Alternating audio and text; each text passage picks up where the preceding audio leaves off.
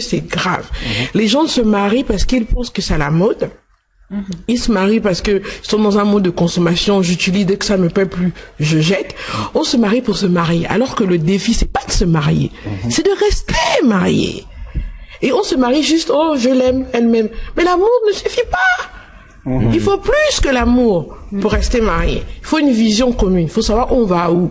L'homme c'est le capitaine, c'est lui qui vous emmène dans une direction. Et vous montez dans son bateau pour aller quelque part. Et vous êtes la copilote.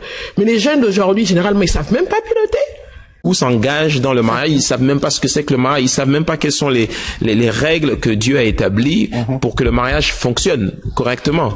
Et si je suis un homme, la femme que j'ai en face de moi, très souvent, c'est pas la véritable femme que je vais épouser. C'est quand je vais rentrer dans la maison que je vais découvrir celle qui est cachée derrière la robe blanche.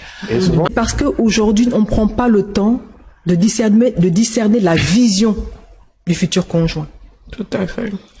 On se contente, je parle surtout pour les femmes parce que j'accompagne les femmes.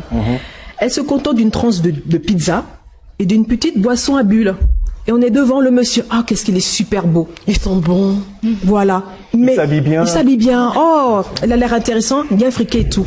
Mes copines vont être jalouses. Mais le problème, c'est que l'homme qui est en face a déjà une vision. Il sait s'il va mettre cette dame-là pour l'éternité dans son lit ou pas. On poursuit un objectif ensemble. On prend la décision de bâtir quelque chose ensemble.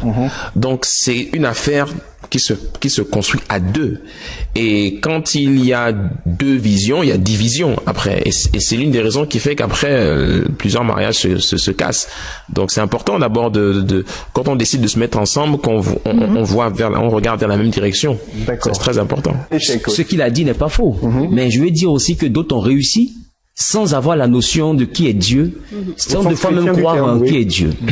Moi, je vais plutôt sur le fait de la définition de l'amour. Allez-y. Parce que pour beaucoup aujourd'hui, l'amour c'est une attirance. L'amour c'est la passion. L'amour c'est la personne me plaît. Les émotions. La personne est belle. C'est l'apparence.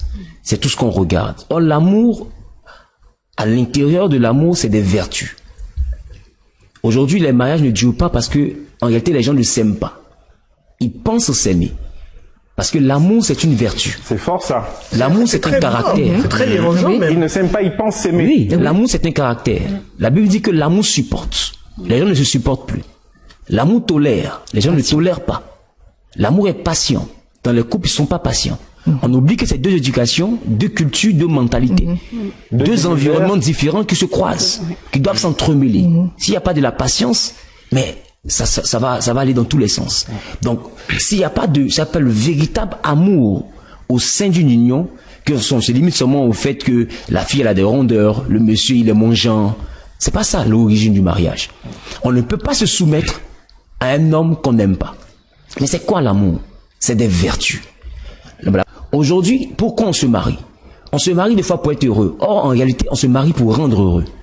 Si la base est faussée, qu'on rentre dans le mariage avec une attente, et non pour combler une attente, c'est un problème.